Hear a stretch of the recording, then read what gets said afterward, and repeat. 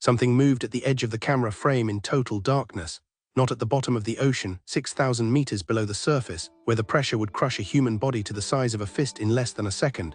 The researchers didn't turn on the floodlights, they held still, and then the bioluminescence came, a brief, deliberate flash from something that has lived in that dark for longer than any of us have been alive. To understand what that darkness actually is, you need to feel the weight of it. 6,000 meters isn't just depth. It's the equivalent of stacking 8 Empire State Buildings, one on top of another, and then sinking the whole tower into water, then sinking it again. The pressure at that depth isn't measured in atmospheres. It's measured in the number of times your body would collapse, your eyes would not adjust, your pupils could dilate forever and still find nothing but black so complete it starts to feel like a texture, like something you could touch.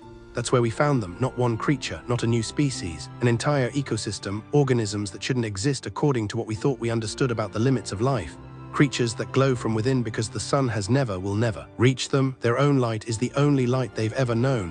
What makes this discovery visceral isn't the creature itself.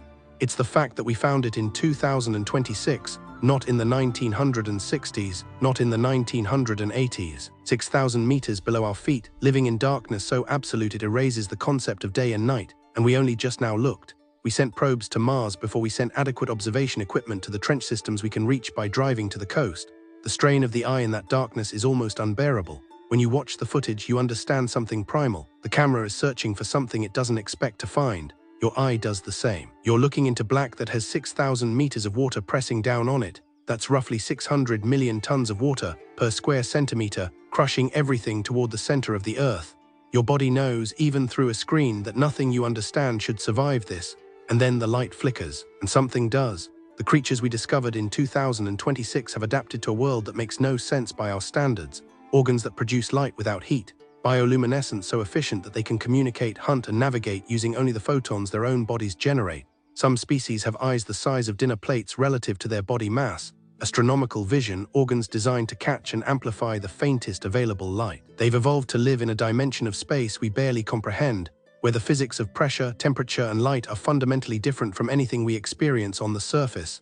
But here's the threshold moment. The real mystery isn't what we found. It's that something was already here, indifferent, not waiting for us, not surprised by us, living in a room we'd been too busy to enter. The bioluminescence doesn't flash for an audience. It flashes because it's how they exist. We arrived with cameras and the assumption that discovery means arrival. But these creatures have been discovering things about their world for millions of years. They've been solving problems we haven't even named yet.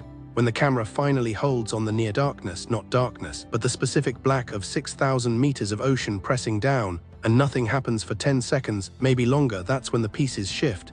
You realize the footage isn't showing you something. It's documenting something that exists entirely without reference to whether you're watching. The creature will flash again tonight. It will flash tomorrow. It was flashing when the deepest part of our ocean was still undiscovered by us, unmapped, unnamed. It will flash long after we stop looking. That's what we found in 2026, not new knowledge. A return to knowledge we'd already lost, the knowledge that the universe doesn't care if we understand it, that life finds a way to exist in conditions so extreme they exist almost in theory, that there are rooms in the house we've lived in forever, and we're only now quietly, carefully opening the doors. And the deepest question, if we've only just discovered creatures living in the darkest, coldest, most inhospitable place on our planet, a place we can reach in hours but barely comprehend in years, what else has been waiting for us to finally look? What other doors are we walking past every single day? That's the real mystery, and it's still open.